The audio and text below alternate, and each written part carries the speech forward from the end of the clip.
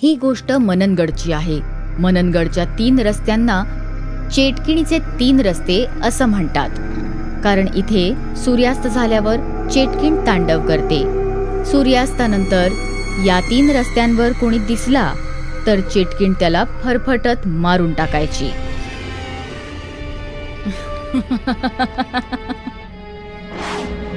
एकदाची गोष्ट आहे. दिनकरचा नातू सूरज गावी आला होता. सूरज, रस्ता अगोदर घरी निघून ये. हो आजोबा, मी लहान मुलगा थोडंच आहे, जसं काय मी हरवणार? या गावात लहान मुलं नाही, मोठी माणसं हरवतात. मागच्या आठवड्यात तुझे रवी काका गायब झाले होते चेटकिणीच्या 3 रस्त्यांवरून. चेटकिणीचा 3 रस्ता? हा, गावाच्या बाहेर जो 3 रस्ता आहे तिथे एक चेटकिण राहते. ती सूर्यास्तानंतर तिथे तांडव करते. तांडव लोकांना पळवते, फटकारते आणि मग त्यांचा मुर्दा 3 रस्त्यावर सोडून देते. आजपर्यंत कोणी असा व्यक्ती नाही जो 3 रस्त्याहून परत निघून आला असेल. बाप रे! आता तर त्या चेटकिणीची भीती इतकी वाढली आहे की सूर्यास्तानंतर कोणीही आपल्या घराबाहेर पडतच नाही. तू समजदार आहेस, संध्याकाळ होण्याआधी घरी परत ये. ठीक आहे आजोबा, मी परत येईन. पूर्ण दिवस सूरज गाव हिंडत होता. तो त्या 3 रस्त्यांवरही गेला जिथे त्याला विचित्र वाटू लागलं. पण सूर्यास्त होण्याआधी बाकी गाववाल्यांप्रमाणे तोही घरी निघून आला. पुढल्या 1 आठवड्यापर्यंत सूरज व्यवस्थित वेळेवर घरी यायचा. आज सूरज शहरात जाणार होता. तुझी बस संध्याकाळी 5:30 वाजताची आहे.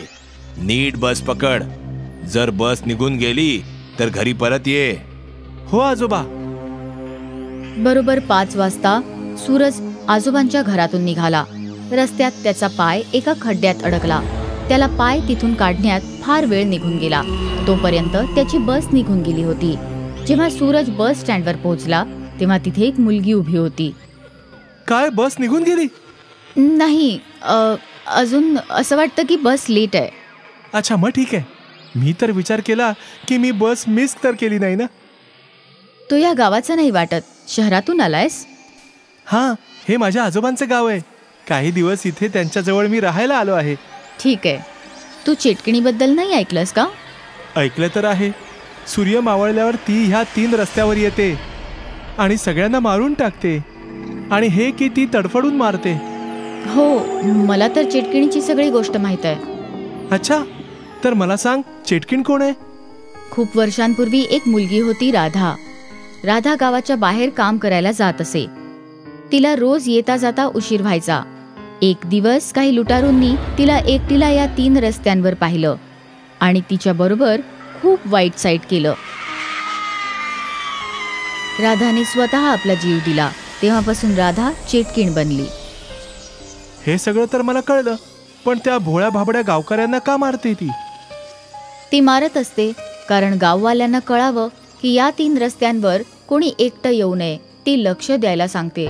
चेटकिणीला हवंय की या 3 रस्त्यांवर नेहमी लोकांची वर्दळ असावी, कारण कुणी दुसऱ्या राधाबरोबर असा अपघात न होवो.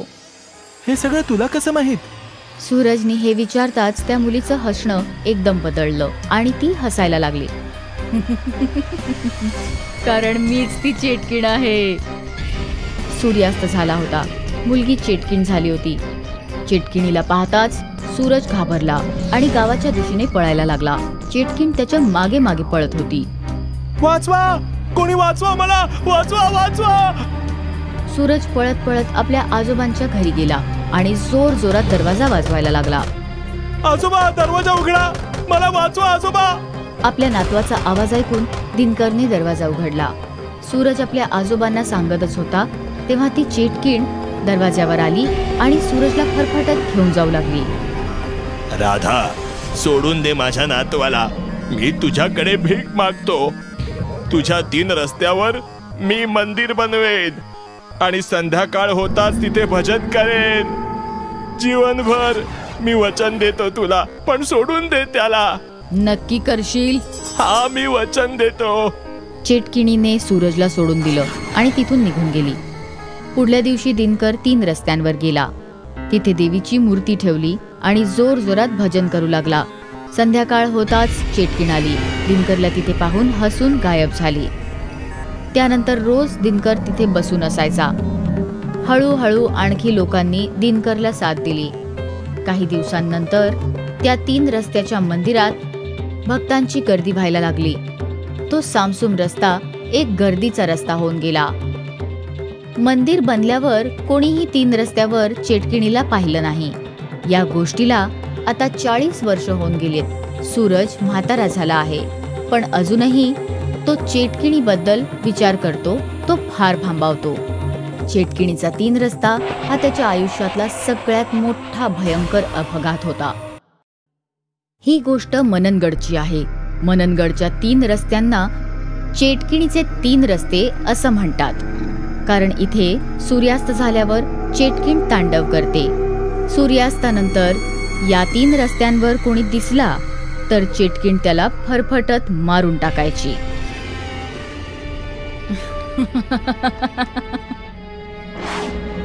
एकदाची गोष्ट आहे. दिनकरचा नातू सूरज गावी आला होता. सूरज, रस्ता अगोदर घरी निघून ये.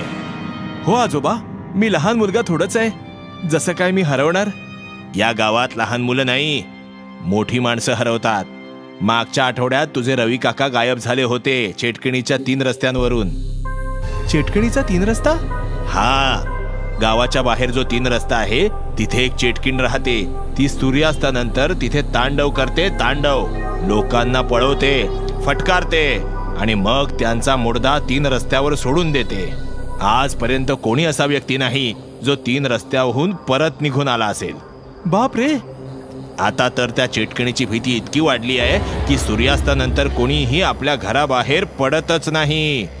तू समजदार आहेस. संध्याकाळ होण्याआधी घरी परत ये. ठीक आहे आजोबा, मी परत येईन. पूर्ण दिवस सूरज गाव हिंडत होता. तो त्या 3 रस्त्यांवरही गेला, जिथे त्याला विचित्र वाटू लागलं. पण सूर्यास्त होण्याआधी बाकी गाववाल्यांप्रमाणे तोही घरी निघून आला. पुढल्या 1 आठवड्यापर्यंत सूरज व्यवस्थित वेळेवर घरी यायचा. आज सूरज शहरात जाणार होता. तुझी बस संध्याकाळी 5:30 वाजताची आहे. नीट बस पकड. जर बस निघून गेली तर घरी परत ये. हो आजोबा. बरोबर 5 वाजता सूरज आजोबांच्या घरातून निघाला. रस्त्यात त्याचा पाय एका खड्ड्यात अडकला. त्याला पाय तिथून काढण्यात फार वेळ निघून गेला. तोपर्यंत त्याची बस निघून गेली होती. जेव्हा सूरज बस स्टँडवर पोहोचला तेव्हा तिथे एक मुलगी उभी होती. काय, बस निघून गेली? नाही, अजून असं वाटतं की बस लेट आहे. अच्छा, मग ठीक आहे. मी तर विचार केला की मी बस मिस तर केली नाही ना. तो या गावाचा नाही वाटत. शहरातून आलायस? हां, हे माझ्या आजोबांचं गाव आहे. काही दिवस इथे त्यांच्याजवळ मी राहायला आलो आहे. ठीक आहे. तू चेटकिणीबद्दल नाही ऐकलंस का? ऐकलं तर आहे. सूर्य मावळल्यावर ती ह्या 3 रस्त्यावर येते आणि सगळ्यांना मारून टाकते. आणि हे की ती तडफडून मारते. हो, मला तर चेटकिणीची सगळी गोष्ट माहित आहे. अच्छा, तर मला सांग, चेटकिण कोण आहे? खूप वर्षांपूर्वी एक मुलगी होती, राधा. राधा गावाच्या बाहेर काम करायला जात असे.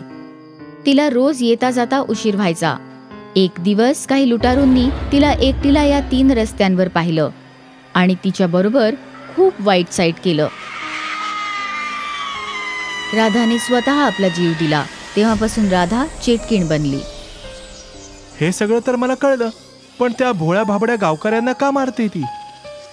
ती मारत असते कारण गाववाल्यांना कळावं की या 3 रस्त्यांवर कोणी एकटं येऊ नये. ती लक्ष द्यायला सांगते.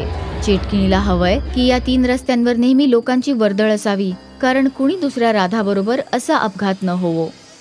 हे सगळं तुला कसं माहीत? सूरजने हे विचारताच त्या मुलीचं हसणं एकदम बदललं आणि ती हसायला लागली. कारण मीच ती चेटकिण आहे. सूर्यास्त झाला होता. मुलगी चेटकिण झाली होती. चेटकिणीला पाहताच सूरज घाबरला आणि गावाच्या दिशेने पळायला लागला. चेटकिण त्याच्या मागे मागे पळत होती. वाचवा, कोणी वाचवा मला, वाचवा, वाचवा. सूरज पळत पळत आपल्या आजोबांच्या घरी गेला आणि जोर जोरात दरवाजा वाजवायला लागला. आजोबा, दरवाजा उघडा, मला वाचवा आजोबा. आपल्या नातवाचा आवाज ऐकून दिनकरने दरवाजा उघडला. सूरज आपल्या आजोबांना सांगतच होता तेव्हा ती चेटकिण दरवाज्यावर आली आणि सूरजला फरफटत घेऊन जाऊ लागली. राधा, सोडून दे माझ्या नातवाला. मी तुझ्याकडे भीक मागतो. तुझ्या 3 रस्त्यावर मी मंदिर बनवेन आणि संध्याकाळ होताच तिथे भजन करेन. जीवनभर मी वचन देतो तुला, पण सोडून दे त्याला. नक्की करशील? हा, मी वचन देतो. चेटकिणीने सूरजला सोडून दिलं आणि तिथून निघून गेली. पुढल्या दिवशी दिनकर 3 रस्त्यांवर गेला. तिथे देवीची मूर्ती ठेवली आणि जोर जोरात भजन करू लागला. संध्याकाळ होताच चेटकिण आली. दिनकरला तिथे पाहून हसून गायब झाली. त्यानंतर रोज दिनकर तिथे बसून असायचा. हळूहळू आणखी लोकांनी दिनकरला साथ दिली. काही दिवसांनंतर त्या 3 रस्त्याच्या मंदिरात भक्तांची गर्दी व्हायला लागली. तो सामसूम रस्ता एक गर्दीचा रस्ता होऊन गेला. मंदिर बनल्यावर कोणीही 3 रस्त्यावर चेटकिणीला पाहिलं नाही. या गोष्टीला आता 40 वर्ष होऊन गेलीत. सूरज म्हातारा झाला आहे, पण अजूनही तो चेटकिणीबद्दल विचार करतो. तो फार भांबावतो. चेटकिणीचा 3 रस्ता हा त्याच्या आयुष्यातला सगळ्यात मोठा भयंकर अपघात होता.